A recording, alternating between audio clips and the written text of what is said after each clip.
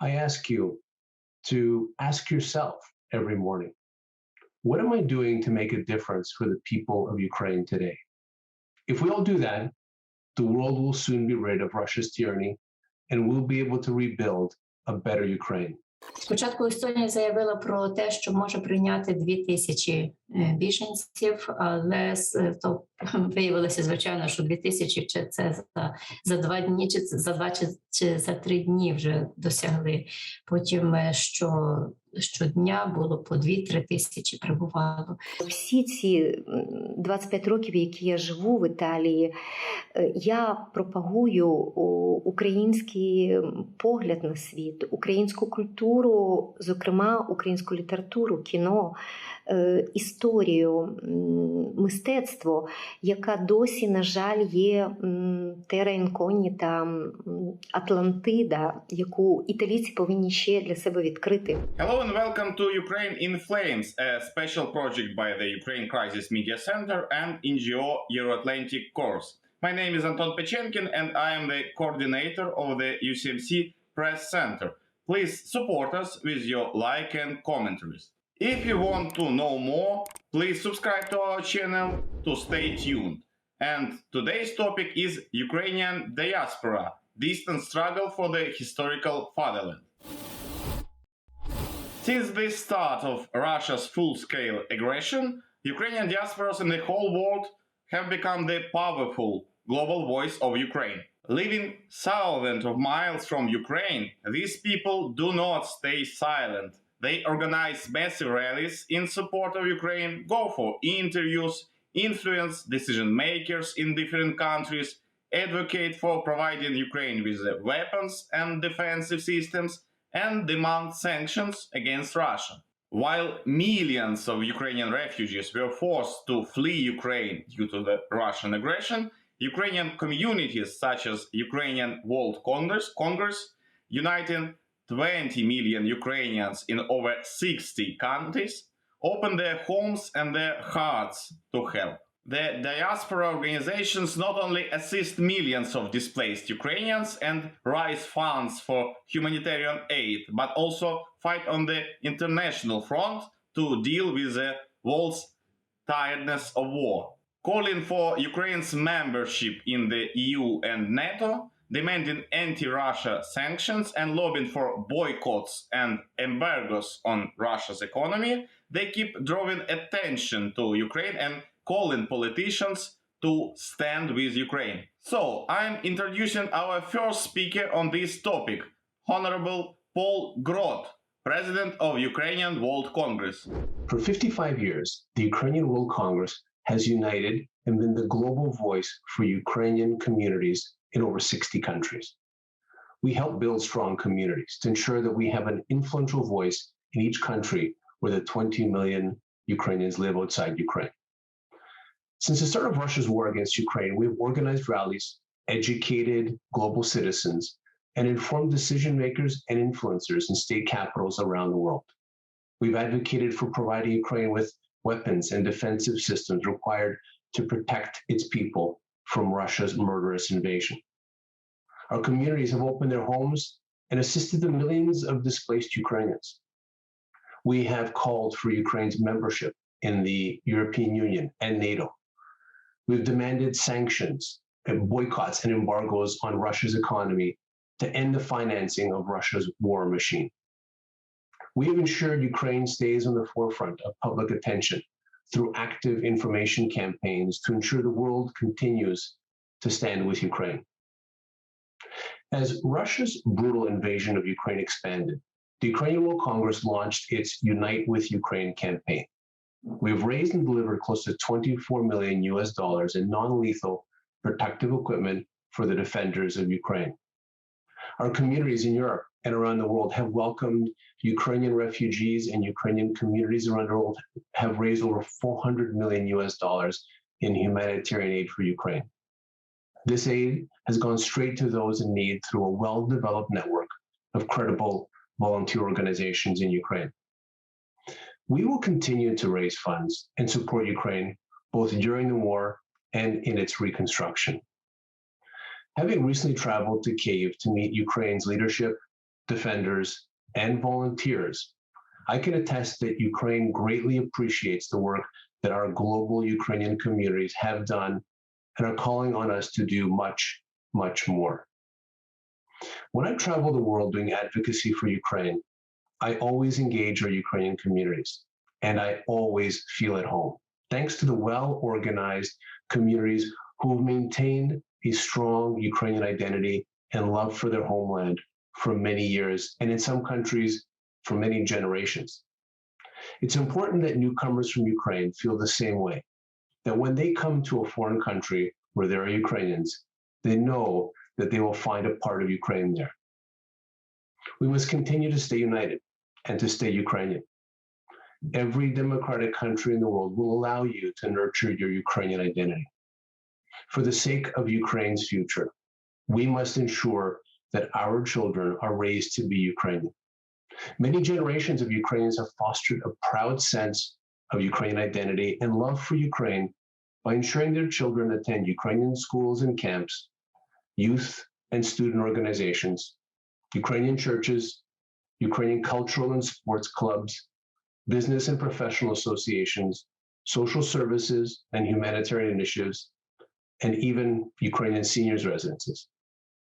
With a massive wave of newcomers to our countries, our community organizations have been quickly adapting and taking in families, helping find their way, whether it be with accommodations, furniture, clothing, and other necessities of life, helping them find jobs and schools for their children, and expanding their summer camp network. I'm so very proud and grateful to our community organizations around the world for so generously and effectively supporting Ukraine's displaced people. When I visited a number of border crossings in Poland, I witnessed large numbers of volunteers from Ukrainian communities that came from all over Europe to welcome and help those Ukrainians forced to flee from Russia's vicious war. I visited Ukrainian House in Warsaw.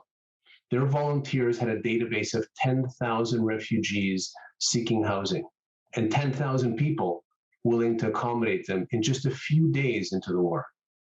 Our community set up stores for displaced Ukrainians to come and take whatever they need for free. They're advocating for their governments to provide the necessary social and medical support, accommodations and transportation, and even education and jobs. This is happening on a massive scale all over the world with little self-promotion. These are the communities that the Ukrainian World Congress is so very proud to represent. The Ukrainian World Congress will continue to support Ukraine as an effective advocate and voice of Ukrainian communities around the world. I ask you to ask yourself every morning, what am I doing to make a difference for the people of Ukraine today?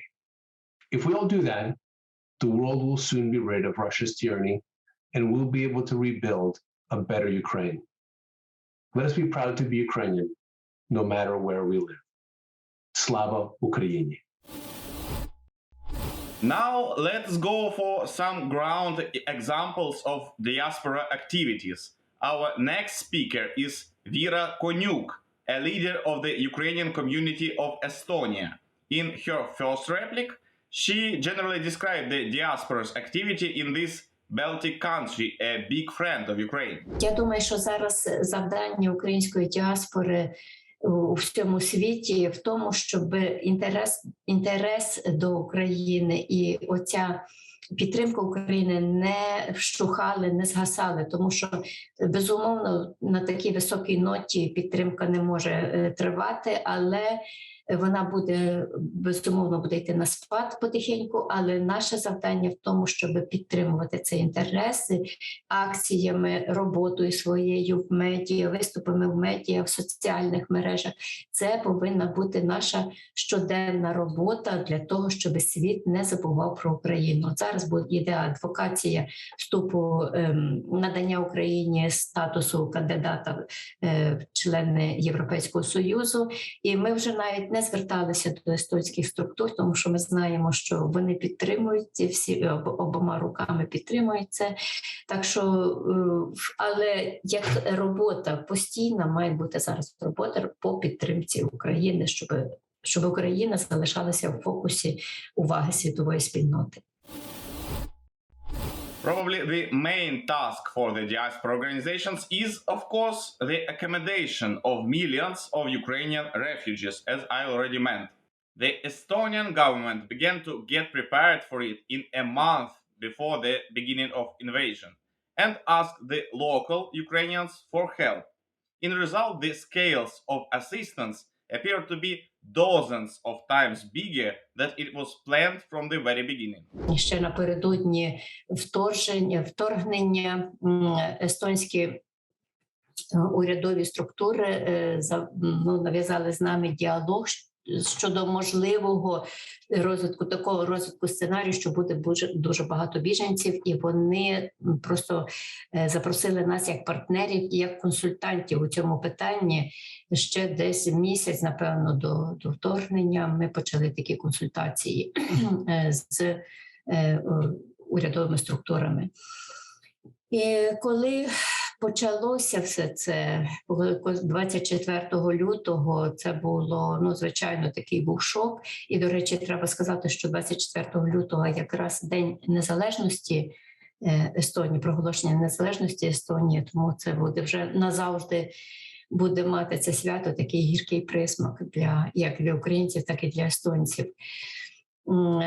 Тобто ми відразу включилися, коли почалася вже евакуація українських біженців, то ми відразу всі включилися, був створений штаб український, такий український штаб. У нас є дві організації, такі парасолькові великі, це Конгрес українців Естонії і Асоціація українських організацій Естонії. Ми створили спільний штаб і такий комунікаційний штаб, який допомагав евакуювати українців із польського кордону до Естонії. Спочатку Естонія заявила про те, що може прийняти 2000 біженців, але то виявилося, звичайно, що 2000 чи це за 2 дні, чи за 2 чи за 3 дні вже досягли.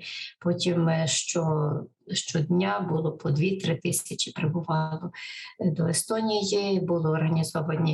Була організована співпраця із такою організацією, як «Допомога біженцям». Це така професійна організація, яка постійно діє. І Естонія держава виділяла кошти, і кошти надходили від людей. Тобто це була дуже велика, напружена робота в перші місяці, то працювали 24/7, це без перебільшення. Our last guest for today is Olena Nazarenko, a leader of Ukrainian community in Apulia, southern Italy. She prominently and emotionally described the activities of providing humanitarian aid, accommodation of the refugees, and cultural diplomacy in the picturesque but far corner of Italy. Добрий день, мене звати Олена Назаренко. Вже більше 25 років я живу в Італії. Є регіональним представником Італійської асоціації Італія-Україна Майдан в південному регіоні Апулія. З перших годин повномасштабного вторгнення Росії в Україну наша асоціація почала збирати гуманітарну допомогу, яку ми активно відправляли в перші 3-4 тижні. Звідси йшли дощенту заповнені автобуси, зокрема медичними препаратами, обладнанням на кордон з Україною, і звідти вони поверталися з українськими біженцями. З перших днів ми активно співпрацюємо з органами місцевої влади, з недержавними італійськими організаціями, а також з Департаментом цивільного захисту та Міжнародною організацією з міграції. І в рамках цієї співпраці ми на початку, в перші тижні, виробили наші рекомендації та побажання італійським органам влади, а також займаємося постійним моніторингом проблем, з якими стискаються українські біженці в Італії, і допомагаємо вирішувати ці проблеми. Особисто я вже 3-й місяць активно займаюся, надаю допомогу з перекладами, з оформленням усіх необхідних документів українським біженцям, як у місті, де я живу, так і в сусідніх комунах. Одночасно я також приймаю активну участь у інформаційній боротьбі з російською пропагандою та займаюся культурною дипломацією. З 2014 року я є одним із редакторів італомовної сторінки на Фейсбуці «Євромайдан Піар Італія», яка розповідає про новини України, про культуру, історію. І в рамках цього інформаційного проєкту активно співпрацюю з італійськими журналістами, дослідниками російської пропаганди, фактчекерами. В останні 3 місяці ця співпраця знову стала дуже активною. Даю інтерв'ю, роблю переклади для італійських ЗМІ, приймаю участь у конференціях, мітингах, зустрічах на теми культури та історії. І, насправді я це бачу як мою місію, саме тому, що я відчуваю себе частиною українського світу. Тому всі ці 25 років, які я живу в Італії, я пропагую український погляд на світ, українську культуру, зокрема українську літературу, кіно, історію, мистецтво, яка досі, на жаль, є терра інкогніта, Атлантида, яку італійці повинні ще для себе відкрити. Вважаю, що українська держава повинна активно залучати українську діаспору саме до культурної дипломатії, використовувати її як м'яку силу, тому що ми є, з однієї сторони, ми є українці, але одночасно ми є частиною італійського суспільства. І тому ми знаємо, якою мовою потрібно доносити український погляд на світ. You have been watching the special project by Ukraine Crisis Media Center and NGO Euro-Atlantic course dedicated to the Russia-Ukraine war, Ukraine in Flames. In description there is also information how personally you can help Ukraine against Russian aggression. If you find our job useful, please like and share this video and leave some supportive comments. Thank you again for your watching, and everything is gonna be Ukraine.